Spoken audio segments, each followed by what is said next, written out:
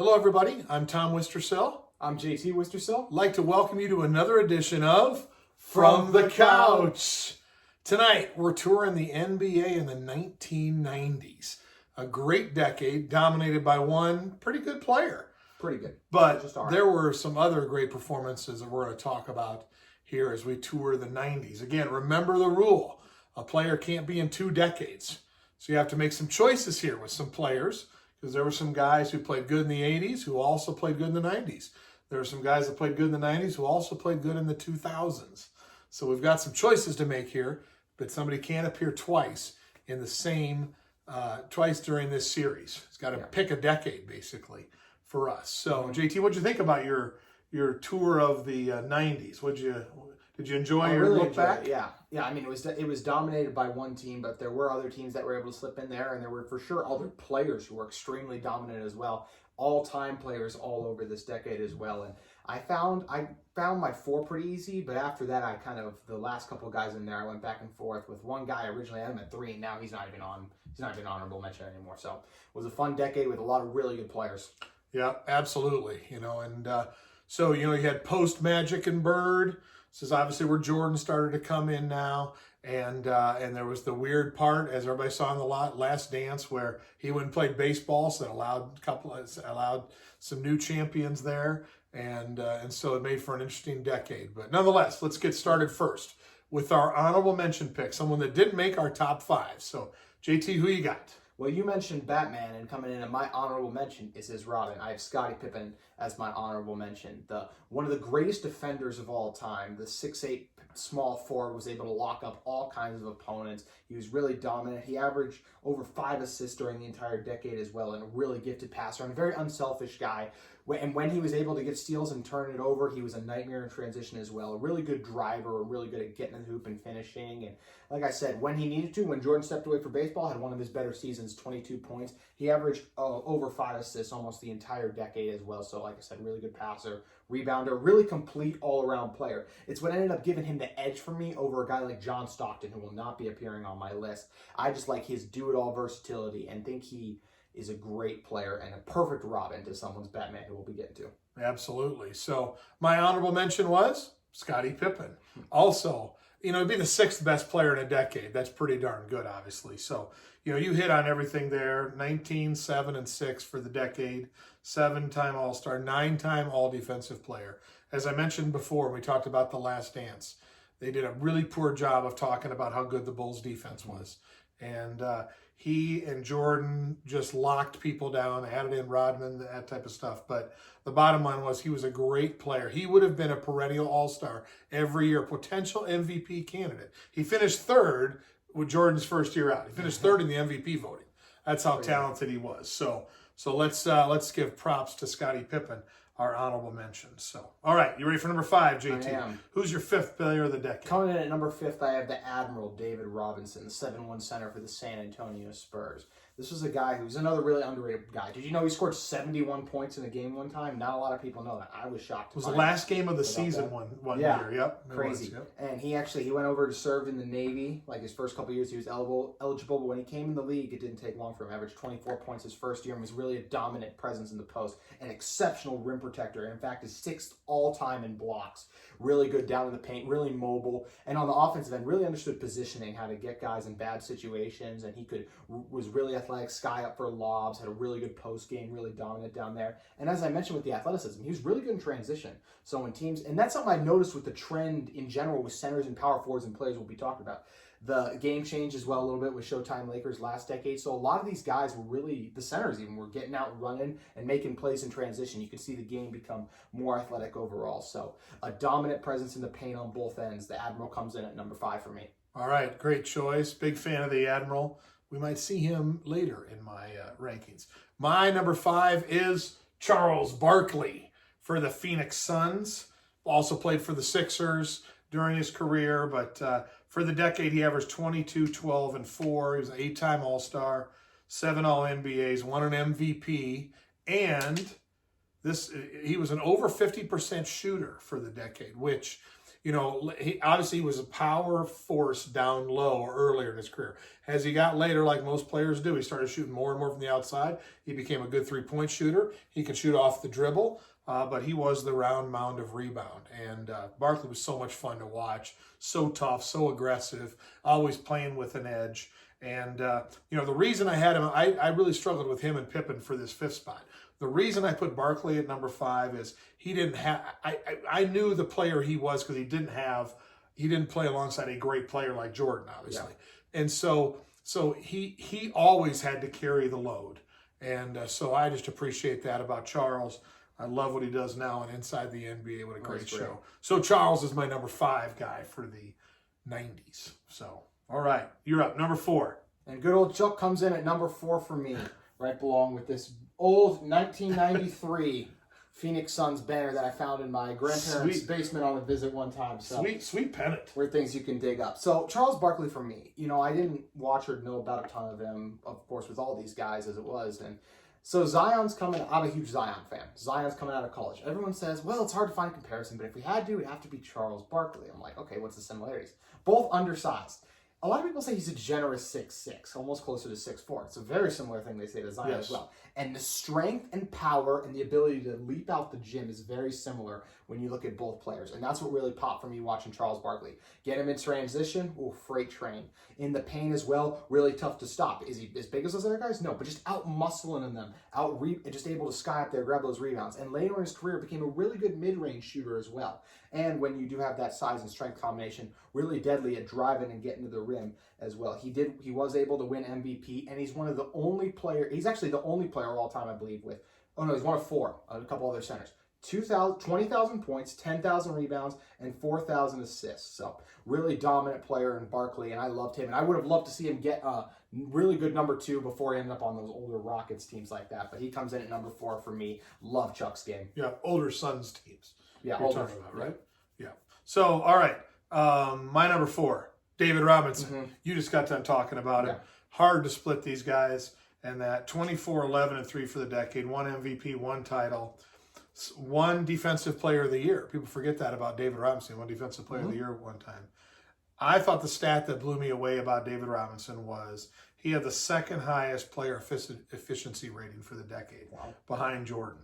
So he had a guy, remember, Navy, had his Navy commitments, came into the league, was just a physical force, left-handed, that caused people problems, and he was just physically very dominant. So the Admiral, number 4 for me, David Robinson. So, all right, let's go to your number 3, JT. What do you got? I did forget something I wanted to add about the Admiral really quick. Just something about his all-around game. He was a scoring, blocking, and rebound champ all in separate seasons. So it just goes to show you the different ways he was able to dominate in a decade filled with dominant players. And speaking of dominant players down low, different position, same dominance, Karl Malone, guy who absolutely was dominant on the block. The mailman always delivered with he was another guy. He was really strong. I think he was stronger than Charles Barkley. He didn't have the leaping ability, but oh my gosh, just the physicality he plays with. But he also had a little bit of finesse to his game. A really good jump shooter, a really good turnaround jumper as well. And it just made it tough because guys had to brace for the impact of him trying to back them down, that they weren't ready for a turnaround jumper and stuff like that. And I was really amazed at, obviously with Stockton,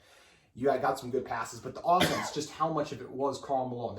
He was a good cutter. They ran him off screens, pick and rolls, just all the different ways they could to get this great player the ball. He's the second all-time leading scorer, 7th in rebounds, 2-time MVP, and a 14-time All-Star. And like I said, just the dominance is really what stood out to me on the block. I mean, there was not too long ago, we got a chance to watch, ESPN aired the Game 6 of the NBA Finals when Jordan has that amazing, hits the shot at the end. But it was just amazing to see. I mean, I've heard about Dennis Rodman, how great a defender he is, and he is a great defender, but he just couldn't stop Karl Malone. That's just, no one could stop Karl Malone, and I just loved his game and everything about the low post dominance that was the mailman. Okay. So I had Hakeem at number 3. I'm going to assume you had Hakeem at number 2. I did, yes. So I'm going to talk about Hakeem for a minute, and then I think we need to chat a little bit about why we made those decisions. So I had Hakeem at number 3. Went 24, 12, and 3 for the decade, 1 MVP in 94, 2-time Defensive Player of the Year, 2-time champion when there was no Michael Jordan. Unfortunately, they never got to play each other in the finals. It would have been fun to see the Rockets with Hakeem Rockets with Hakeem going against Jordan in the finals. That'd have been great. So I had him 3. I had the mailman number 2. So rather than each of us talk, you can talk some about Hakeem in that. But I guess I'm curious as to why do you have Hakeem over Malone in this ranking? I think one of the biggest things is championships. He was able to win 2 championships. Was MJ there for those 2? No. But I got to be honest, and this is just a personal thing. I find it very hard to believe that MJ would have won 8 in a row. Fatigue is a real thing. They do a good job of showing that in the documentary. He was exhausted. This Bulls team was exhausted. A break was good for them. I think it would have been very hard for them to beat this Rockets team. Look, maybe they lose one year and they win the next, but I do think the Rockets break through and at least win 1 championship there. And I just love... That doesn't answer my question. Oh, why? My question is, why do you have Hakeem over Malone? I did want to weave in some of my Hakeem arguments for why I had him, just as on this list in general. But I think the defense is what stood out to me a little bit. I think Malone was a good defender. He was 4-time all-defense, but Hakeem was 9-time all-defense, 2-time defensive player of the year, 3-time block champion. And he's a little bit farther back in scoring at 11th, but his offense, did it run through him some? Yes, but I don't think it was to the level. Obviously, like Kenny Smith is fun. He's fine. He's not John Stockton as a point guard or passer either. I don't think he was used in the same capacity. Was a really good scorer and shooter in his own right. In the offensive end, he falls in comparison to Malone. But on the defensive end, I think the gap there is larger than it is on the offensive end between the 2 players. So I think in the end, that's what gave me the edge over Hakeem. That on top of the championships as well. Both great players all around as well, do a lot of things well. Malone, a great passer. Olajuwon, a pretty good passer. But in the end, I think that's what gives Hakeem a slight edge for number 2 for me. Championship and the defensive end over Malone. So here's why I had Malone at 2. His stats, obviously you mentioned more scoring, about a push on the rebounding for the decade. And that both were, Malone had 10 All-NBA selections during 2-time MVP. Here was the stat that blew me away. Okay, this isn't the number 1 reason, but it's he scored more points that decade than any player scored in the 80s, the 0s, or the 10s. Now, not in the 70s. Remember we talked about the crazy scoring stats in the 70s. But when you think about 8, 9, 10, 11, for him to score more points that decade than anybody else did in any other of those 4 decades, that's shocking. And here's what I loved about Malone was he found a way to always get his team in contention. And so Olajuwon at times was phenomenal, but I remember him sometimes disappearing in big games. Now, part of that was because he was going against my Lakers. And he even in the late 80s, Olajuwon had trouble against Kareem. It was a real struggle. But I remember him in big games not always coming through. Now, he wasn't always their first option on offense either. Malone was always the first option. Yes. And that. So I just think that I gave Malone that spot because, he was fighting uphill. He had a really good point guard, but he had to carry the load on the offensive end. He was there everything. That's why I had him at number 2. So, all right. I want to throw 2 more things in about Olajuwon. One, I do think your Laker bias is this tad. You said you showed him in the 80s like that. Yep. There were a lot of great teams there as well, but I would be interested to see in the 90s as well if he did disappear as much outside of against the Lakers. So, also another thing I wanted to throw out with Olajuwon. First, all-time leader in NBA history in blocks. I think that's another really cool, that's a good stat as well. As I talked about with David Robinson being able to roam and be in the right place, right time, Olajuwon was obviously a step up from that. And is the only player ever in a single season during the 93-94 season. He won MVP, Defensive Player of the Year, and Finals MVP in that 1 year. So if you're talking about individual seasons as well, it's one of the best we've ever seen. Yep. So great debate between these 2, and I started with this as well. Other than that little asterisk by Hakeem with no Jordan, if he'd have had 2-time champion when Jordan was there, he'd be my number 2. Yeah. So anyway, all right, good discussion there. Obviously, we're splitting hairs amongst those 2 players. Same thing with Robinson and Barkley though as well. That's what's fun about this decade. And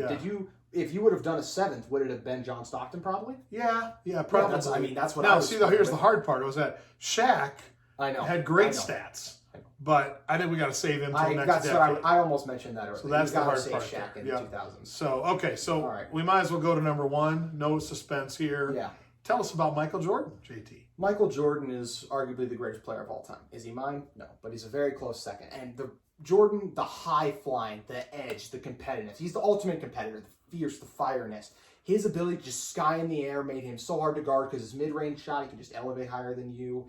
When he was driving to the rim, he could dunk on you, or he could just hang in air longer than you and do amazing moves like that. And he was also a really good shooter. I believe it was against the Blazers. They called him out and said, make MJ shoot threes. Hit 6 threes, and I think it's the half, honestly. It was I think it was 5 the first quarter. 5 the first quarter. It was 5 the first so quarter. just like, okay, so if there's any questions about his game translating today as well, yeah, just ridiculous. I mean, and the other thing, as you talked about with the documentary not showing, just a defensive dog as well. He was he won Defensive Player of the Year in 98. He was a 3-time steal champion, a 9-time all-defensive player, and he's actually 3rd all-time in steals as well. So just something they really underplayed is his ability to lock in on guys.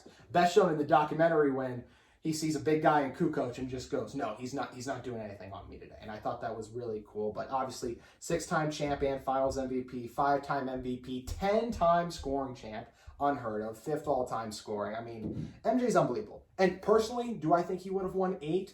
But could he easily have won 8 or maybe even more if Krause didn't break up the team? Absolutely. MJ, by far the greatest player of this decade, and easily, arguably, the greatest player of all time. Yeah.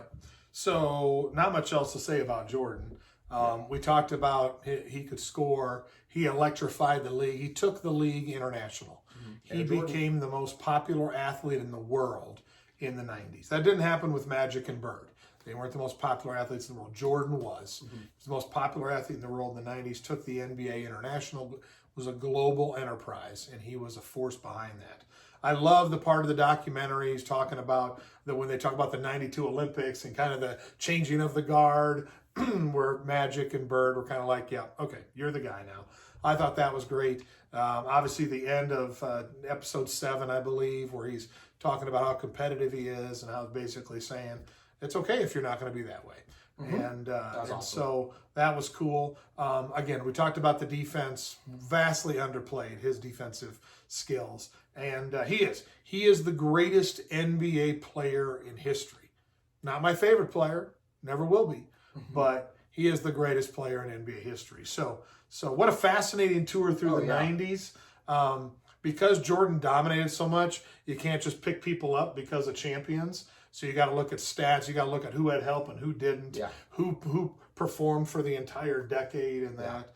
And so I enjoyed the tour. So. Yeah, definitely. And shout out to a guy who did give Jordan some good battles, and Patrick Ewing as well. He wasn't going to be on here, but a guy who never got a ton of help either, but made it close. They did beat the Bulls that 2 years as well. So just another guy where, like you said, they dominated so much, but these underrated players do get lost in the rubbles. When you look at all-time lists, you see, man, there's a ton of top 30 players all-time from this decade. So another guy that scared me in the 90s with the ball was Reggie Miller. Oh, yeah. Oh, my gosh. Just could stroke it when he got it going. He caused some problems, had great battles against the Bulls and the Knicks there as well with Reggie Miller.